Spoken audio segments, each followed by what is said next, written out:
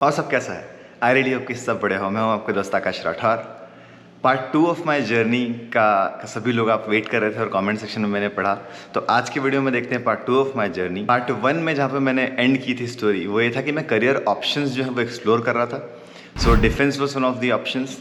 Cat था, GATE था, या स्टडी अब्रॉड के लिए जाना था तो एमटेक, MBA, ये जो स्टैंडर्ड ऑप्शंस होते हैं वही मेरे पास भी ऑप्शंस थे और मैं उन्हीं में से कुछ एक्सप्लोर कर रहा था कि मैं क्या कर सकता हूँ। तो कॉलेज में जो एक ग्रुप ऑफ फ्रेंड्स होता है, मेजॉरिटी वो जैसा करते हैं वैसा भी एक ट्रेंड होता है कि आपकी क्लास वाले क्या कर रहे हैं उस हिसाब से आप डिसाइड करते हैं। तो जो मेरे फ्रेंड्स का ग्रुप था उसमें से मेजॉरिटी ने ज्वाइन किया गेट, और वो लोग चले गए गेट की तैयारी करने की, उनको मास्टर्स करना है तो एमटेक के लिए जाएंगे। कुछ ग्रुप था जो बहुत कम थे ऐसे जो कैट के लिए गए, और कुछ जो डिफेंस की तैयारी करने के लिए लग गए। तो स्टडी अब्रॉड जो चीज़ है उसमें कोई भी नहीं था वहाँ पे कि मेरी क्लास में या मेरे ग्रुप में जो स्टडी अब्रॉड के लिए तैयारी करे या जिनका कुछ ऐसा हो कि US जाना है या ऐसा कोई सोच भी रहा है। तो उसके अकॉर्डिंग मेरे पास ऑलरेडी गाइडेंस कम था। एंड फिर एक सीनियर थे जिनसे मैं मिला और उन्होंने कहा कि वो तैयारी कर रहे हैं तो इंदौर में जाओ और ग्लोबलाइजर्स जो एजुकेशन इंस्टीट्यूट है वहाँ पे जाके बात करो एक बार। They will make more sense to you, या तुम्हें जो क्या चाहिए तुमको उनको बताओ तो वो थोड़ा थोड़ा तुम्हारी हेल्प कर सकते हैं। तो वहाँ से मैं उज्जैन से इंदौर का जो डिस्टेंस है, उज्जैन में मैंने इंजीनियरिंग की जैसा मैंने बताया, तो वो 45 मिनट्स के आसपास का डिस्टेंस हुआ करता था तब। आजकल तो बहुत ज़्यादा ट्रैफिक हो गया इंदौर में। मैं रिसेंटली ट्रैवल किया था तो इंदौर में ही मुझे 1 घंटे से ज़्यादा लग गया था बस से। तो बाय बस हम जाते थे। तो उज्जैन से मैं गया इंदौर और ग्लोबलाइजर्स में जाके प्रशांत सर से मिला। तब I was a student in second year, तो सेकेंड ईयर का एंडिंग मेरा चल रहा। तो सेकेंड ईयर की एंडिंग एंड थर्ड ईयर की बिगिनिंग का जो ड्यूरेशन होता है उसमें most of the students decide करते हैं इंजीनियरिंग में कि वो क्या परस्यू करना चाहते हैं या व्हाट विल दे डू, क्योंकि प्रिपरेशन के लिए आपको हर जगह टाइम रिक्वायर्ड होता है। सो जब मैं इंदौर पहुंचा and I told him about everything, जो कि लाइक मेरे फाइनेंशियल बैकग्राउंड्स क्या हैं या मेरी क्या रिक्वायरमेंट्स हैं स्टडी अब्रॉड के लिए, या एक्चुअली ऑनेस्टली तो मुझे बिल्कुल कुछ आइडिया नहीं था। So I was there just to get an opinion और an understanding of the entire study abroad कि क्या चलता है। सो उनका फ्री कंसल्टेशन होता है ग्लोबलाइजर्स में, उसको मैंने अटेंड किया। एंड देन वहाँ पे मुझे पता चला कि GRE की फ़ीस होती है $200, टोफेल की फ़ीस होती है $150-160। That time it use to be like that. And for every university you apply you pay around $80 to $80 so उतना खर्चा आपका आएगा। एंड ये जो खर्चा है दैट इज़ अनअवॉइडेबल, ये आपको करना ही पड़ेगा स्टडी अब्रॉड के लिए, whether you get an scholarship और नॉट। वो बात की बात है स्कॉलरशिप मिलना, बट ये खर्चा आपको करना ही है। So when I heard about this कि ओवरऑल अप्रॉक्सीमेटली 50,000 का खर्चा तो आपको आ ही जाएगा, 50,000 प्लस SOP रिकमेंडेशंस ये सब लिखना। एंड एक बार में अटेम्प्ट में आपको एग्जाम में अच्छे नंबर नहीं आते हैं तो आप दूसरी बार ले सकते हैं, वो फ्लेक्सिबिलिटी वहाँ पे होती है। इट्स नॉट लाइक कि कैट और जो GMAT होता है उस समय का वैसा कुछ नहीं था कि गेट या इस तरह का। तो आपको कितने भी अटेम्प्ट्स मिलते हैं, it's just the money that you need to pay, और आप मल्टीपल टाइम्स एग्जाम्स ले सकते हैं टोफेल या किसी का भी। तो वो सब था, but approximately like I thought कि 50,000 प्लस का खर्चा यहाँ पे है। एंड देन ओवरऑल जो खर्चा आएगा including the plane ticket that will be around 100,000 INR। तो 1 लाख रुपए से 1.5 लाख रुपए तक का खर्चा इनिशियली होने ही वाला है। तो वो सब सोच के मैंने सोचा कि यहाँ तो अपनी बात नहीं बनने वाली है, because money was a really big constraint in life that time. तो मैंने सोचा कि ठीक है, आई ड्रॉप दिस प्लान। तो वो प्लान मैंने वहीं ड्रॉप किया, और स्टडी अब्रॉड का जो मेरा वो था कि करना है कुछ, वो तो गया वहाँ से। देन मैं वापस कॉलेज आया, थर्ड ईयर स्टार्ट हुआ, and now majority of my class is move to GATE. तो वो गेट की तैयारी में लग गए, और जैसा मैंने बोला रेयरली कुछ थे जो कैट की तैयारी कर रहे थे और बाकी कुछ डिफेंस के लिए पढ़ने लगे। तब आई थॉट कि CAT is a good option, because मेरा मैथ्स जो था वो अच्छा था। मैंने बताया कि मैं टीचिंग करता था मैथ्स के लिए और स्टूडेंट्स को पढ़ाता था, तो मैथ्स में मैं हमेशा इंटरेस्टेड था। और कैट में क्योंकि 10th तक का ही मैथ्स पूछते हैं, जो बेसिक मैथ एप्टीट्यूड होता है, उसमें ऑलरेडी मैंने इतना बच्चों को पढ़ाया था कि आई थॉट कि कैट में मैं अच्छा कर सकता हूँ। इंग्लिश इज़ समथिंग जो सीखना पड़ेगी and I can learn that. तो इंग्लिश मैथ सोचते हुए कैट मुझे एक ईजी ऑप्शन लगा, और MBA was really in trend back 10 years back. तो आई थॉट कि ये एक करियर ऑप्शन हो सकता है। सो बच्चों को पढ़ा के I started collecting money, because CAT का तब जहाँ पे उज्जैन में मैं कोचिंग के लिए सोच रहा था जाऊँ, the fees was around 25,000 INR। तो 25,000 रुपये की फ़ीस थी। तो वो मैंने जोड़ना शुरू किया सेकेंड ईयर के एंडिंग से। आई थॉट कि चलो 3-4 महीने 6 महीने मुझे लगेंगे और अराउंड 3000 रुपीज़ मैं कमाता हूँ, so I can save some and धीरे धीरे करके I will build up to 25,000 INR। तो वो मैंने सोचा। इवेंचुअली जब मेरे पास 25,000 रुपये आए, समवेयर लाइक थर्ड ईयर की एंडिंग तक, within a year I saved up to 25,000 INR, और फिर मैं गया कैट की कोचिंग के लिए। तो इस बीच मेरी बात कभी कभी ग्लोबलाइजर्स में होती रहती थी प्रशांत सर से, बट कभी ऐसा कोई कॉन्क्रीट, जैसा मैंने बोला, I almost dropped the plan for study abroad.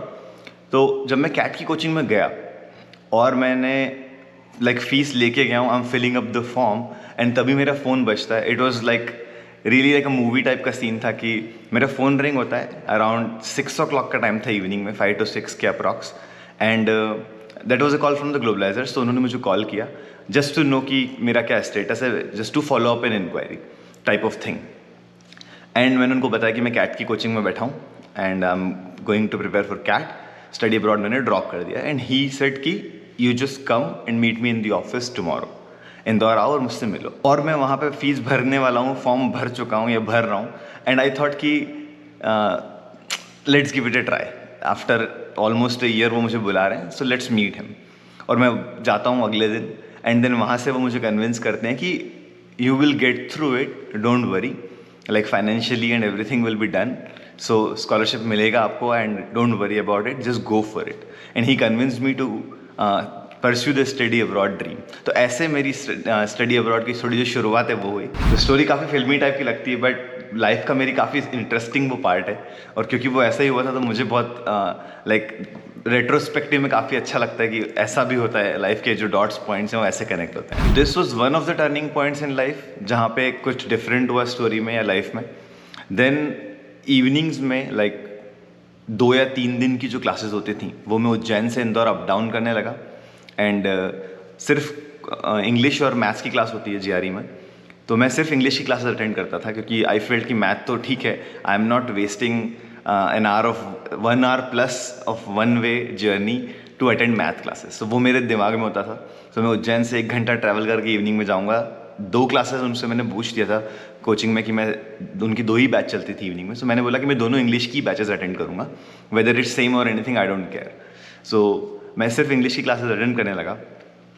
कुछ टाइम मैंने इंग्लिश की क्लासेस अटेंड की, और देन आई रियलाइज़ कि अच्छा है, मुझे इंग्लिश समझ में आ रहा है, एंड मैथ्स तो मैं कर ही रहा हूँ, so this is something which can be figured out कि मैं कर सकता हूँ, अच्छे मार्क्स यहाँ पे ला सकता हूँ। तो ऐसा मुझे लगने लगा। इवेंचुअली एक दिन ऐसा होता है कि सर जो थे वो कहीं बिजी थे, सो उन्होंने एक इंग्लिश की क्लास ली और सेकेंड क्लास उन्होंने नहीं ली, and he had to leave the institute. तो वहाँ पे मैंने सोचा कि मैं उज्जैन से ट्रैवल करके आया हूँ, 1 hour plus 1 hour 15 minutes का मेरा 1 way कम्यूट है, तो 2.5 घंटे का ट्रैवल करके मैं एक क्लास अटेंड तो करूँगा, उससे बेटर है कि आज मैं क्वांट की क्लास भी अटेंड करता हूँ, जो मैथ्स की क्लास होती है। तो मैंने वो क्लास अटेंड की। After attending the quant class, and this is again a real story, तो just after finishing the quant class मैं सर के कमरे में गया, एंड आई टोल्ड हिम कि जो मैथ्स के टीचर आपके यहाँ पढ़ा रहे हैं, मैं भी स्टूडेंट्स पढ़ाता हूँ और मैं भी मैथ्स पढ़ाता हूँ, so I can teach just like him और इवन बेटर, कि मैं उनसे अच्छा पढ़ा सकता हूँ क्लास में। And this is the sentence जो उन्होंने मुझे कहा, जो मुझे हमेशा याद रहता है, एक single sentence, I would like to hear this voice in tomorrow's class, that's it. वो उतना सा मेरा इंटरव्यू टाइप का रहा उनके रूम में, कि उन्होंने सिर्फ ये कहा कि कल क्लास में मैं आवाज़ सुनना चाहूँगा। सो नाउ 3rd ईयर का स्टूडेंट है, जो एंडिंग में 3rd ईयर के या 4th ईयर स्टार्टिंग का कुछ ड्यूरेशन चल रहा है, और वहाँ पे आपको ऐसी अपॉर्चुनिटी मिले कि एक कोचिंग क्लास है जहाँ पे आप पढ़ते हैं, वहीं पे आपने पढ़ाने का बोला है, और अब आपको अपॉर्चुनिटी भी मिल गई कि आप पढ़ाइए। So because I was too young, and everybody around me, जो स्टूडेंट्स हैं उन क्लास में, वो मेरी एज के ही हैं, मुझसे बड़े हैं एक्चुअली, क्योंकि कई लोग जो ग्रेजुएट हो जाते हैं वो भी कोचिंग क्लासेस में आते हैं, जीमैट किया जो MBA की तैयारी करने के लिए। सो ओवरऑल जो स्टूडेंट क्राउड है वो मुझसे मेरे बराबर या मुझसे बड़े हैं, तो next day I have to teach. So अब बोल तो दिया और अब आना पड़ेगा, क्योंकि आपने ही बोला है जाके। तो वहाँ से मैंने first day of classes start की पढ़ाना अगले दिन, और मैं फॉर्मल कंप्लीट पहन के गया, एंड फर्स्ट डे मैंने जाके प्रोबेबिलिटी पढ़ाया वहाँ पे। मुझे अभी भी याद है, स्टूडेंट्स ने कहा प्रोबेबिलिटी पढ़ना है, सो मैंने नंबर सिस्टम प्रिपेयर किया था, एंड स्टूडेंट्स ने कहा कि नहीं हमें प्रोबेबिलिटी ही पढ़ना है।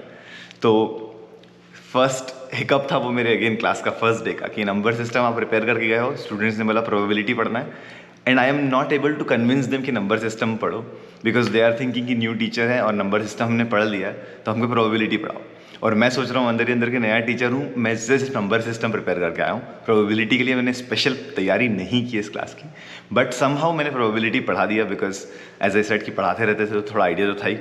1 घंटे तक प्रोबेबिलिटी पे बिना तैयारी के लेक्चर दिया, एंड जब उन्होंने फीडबैक कलेक्ट किया क्लास का, एवरी स्टूडेंट सेड कि उनको बहुत अच्छा लगा, और वहाँ पे मेरी जॉब जो है वो पक्की हो गई। सो फाइनल ईयर के student, being a final year student, उन्होंने मुझे मैथ्स टीचर हायर किया ग्लोबलाइजर्स में, जस्ट बिकॉज मेरे पढ़ाने का तरीका अच्छा था। एंड इस तरह से मेरे स्टूडेंट से टीचर बनने वाले जो लाइफ है वो स्टार्ट हुई, और मैं ग्लोबलाइजर्स कोचिंग में टीचर बन गया। तो एक इंस्टीट्यूट में टीचर बनने के बाद तो as a student I use to feel कि बहुत अच्छा हो गया मेरे साथ, because I was earning around 5000 INR जब मैं स्टूडेंट्स पढ़ाता था। 3000 रुपये लेके एक स्टूडेंट को पढ़ाना, 2000 लेके किसी और स्टूडेंट को पढ़ाना। सो ओवरऑल 4-5,000 रुपीज़ मैक्स में कमाता था पर मंथ। और सडनली अब मैं किसी इंस्टीट्यूट में पढ़ा रहा हूँ जहाँ पे मुझे approximately 20 to 25,000 rupees per month मिल जाता था उस समय। So that use to be huge for me कि 20,000 रुपये महीना मुझे मिल रहा है, 20,000 INR। एंड इसी का यूज़ करके मैं अपनी GRE, TOEFL, जो एजुकेशन मैंने बताया कि एप्लीकेशन फ़ीस है, वो सारी कवर कर सकता हूँ। इवन अगर मैं सही से जोड़ूँ और मुझे स्कॉलरशिप मिले तो मैं प्लेन टिकट्स भी इतने पैसे से बचा पाऊँगा विद इन अ ईयर, अगर मैं 1 साल 1.5 साल पढ़ाता हूँ यहाँ पे। तो वैसे मेरे प्लान्स बनने लगे और लाइफ काफ़ी अब ऐसा लग रहा था कि चलो अच्छा हो गया। बस ये था कि अब मैं शाम को इवनिंग में जो पहले पढ़ने जाता था 2-3 दिन, अब मैं 3 से 4 दिन पढ़ाने के लिए जाने लगा हूँ इंदौर से, उज्जैन से इंदौर। और अब जो इंजीनियरिंग स्टूडेंट की पार्टीज़ होती हैं या मिलना होता है वो मेरा बहुत कम हो गया सभी लोगों से, बिकॉज वीकडेज़ में मैं कम्प्लीटली बिजी था कि इवनिंग में मुझे फॉर्मल पहनना है रोज़ और पढ़ाने के लिए जाना है उज्जैन से इंदौर। सो वो इंटरेस्टिंग पढ़ाने वाली जर्नी मेरी शुरू हो गई। तो फ्यू मंथ्स मैंने इंग्लिश की तैयारी की एंड बाकी स्टार्ट किया क्वांट पढ़ाने के लिए। GRE अच्छा पढ़ाया तो उन्होंने मुझे GMAT की क्लासेस भी दी, SAT की क्लासेस भी दी। सो ओवरऑल मैं इस तरीके से एक अदर क्लासेस भी पढ़ाने लगा। और समटाइम्स जब सब्स्टिट्यूट टीचर बनना होता था कि इंग्लिश में कोई टीचर नहीं है अगर, तब भी मैं चले जाता था। तो वो इंग्लिश की भी एक कमांड जो थी इन कॉम्पिटिटिव एग्जाम्स के लिए, वो भी मुझे आ गई कि now I can teach English as well. तो ये तो मेरी टीचर की जर्नी रही फॉर फाइनल ईयर स्टूडेंट की तरह। इसके बाद मैंने GRE TOEFL के एग्ज़ाम्स दिए, मेरे स्कोर्स आए, मैंने अप्लाई किया यूनिवर्सिटीज़ में। सो 3-4 यूनिवर्सिटीज़ में मैंने अप्लाई किया एंड मुझे उस समय कहीं से भी स्कॉलरशिप नहीं मिली। तो 4th ईयर मेरा कंप्लीट हो गया और मुझे स्कॉलरशिप कहीं भी नहीं मिली। मुझे ये पता था कि स्कॉलरशिप अगर नहीं मिलेगी तो मैं आगे नहीं जा पाऊँगा। That was quite clear to me कि इवन दो आई एम इन्वेस्टिंग लाइक जो भी मैं अर्न कर रहा हूँ उसको बचा के जैसे तैसे करके 1 लाख रुपए मैं जोड़ के सब कुछ करूँगा, फीस भर के एंड एप्लीकेशन फ़ीस वगैरह सब कंप्लीट करके, बट फिर भी अगर मुझे स्कॉलरशिप नहीं मिलती है so then I won't be able to go. तो वो मुझे पता था, इसीलिए मैंने साथ साथ प्लेसमेंट के लिए भी ध्यान दिया। तो फाइनल ईयर में हमारे यहाँ TCS है, विप्रो है, इन्फोसिस है, इस तरह की कंपनीज जो है वो आती थी कॉलेज में। तो मेरा प्लेसमेंट TCS में हुआ एंड फाइनल ईयर में जब मेरी जॉब नहीं लगी तब मैं चला गया TCS एज ए जॉइनियर। मैंने TCS को ज्वाइन किया एज ए लाइक उनका जो एसोसिएट या एंट्री लेवल इंजीनियर होता है वो। तो डिग्री मैंने उज्जैन इंजीनियरिंग कॉलेज से कंप्लीट कर ली। स्टडी अब्रॉड में मेरा कुछ हुआ नहीं क्योंकि स्कॉलरशिप मिली नहीं, और इस तरीके से मैं फाइनली TCS में चला गया। जुलाई में मैंने ज्वाइन किया TCS और त्रिवेंद्रम पहुंचा मैं अपनी TCS की ट्रेनिंग करने के लिए। तो अभी तक जो लाइफ थी उसमें कुछ इस तरीके के ट्विस्ट एंड टर्न्स थे स्टोरी में, और TCS में मैं पहुंच चुका था। एंड आगे की जो स्टोरी है वो उसमें भी काफ़ी ऐसे रेट्रोस्पेक्टिव में जब मैं देखता हूँ तो पॉइंट्स हैं जो कि काफ़ी टर्निंग है लाइफ में, कि वहाँ पे अगर देखा जाए तो लाइफ के जो आपका एक वे है वो पूरा टर्न हो जाता है। तो ये तो हुई मेरी TCS त्रिवेंद्रम तक की स्टोरी। इसके आगे की स्टोरी नेक्स्ट पार्ट में कंटिन्यू करते हैं। पर जो अभी तक आपने देखा कि रेट्रोस्पेक्टिव में कैसे पॉइंट्स है जहाँ पे लाइफ एकदम टर्न हो जाती है, there are few more points in life जो स्टोरी में मैं आपको अगली बार बताऊँगा कि कुछ ऐसे पॉइंट्स और है जहाँ पे लाइफ मेरी अगेन इसी तरीके से टर्न हुई और कैसे मैं यहाँ तक पहुँचा। तो वो कंटिन्यू करते हैं पार्ट 3 में। पर आई होप आपको वीडियो पसंद आया हो। मिलते हैं अगले सैटरडे 8 बजे। Thank you so much for watching.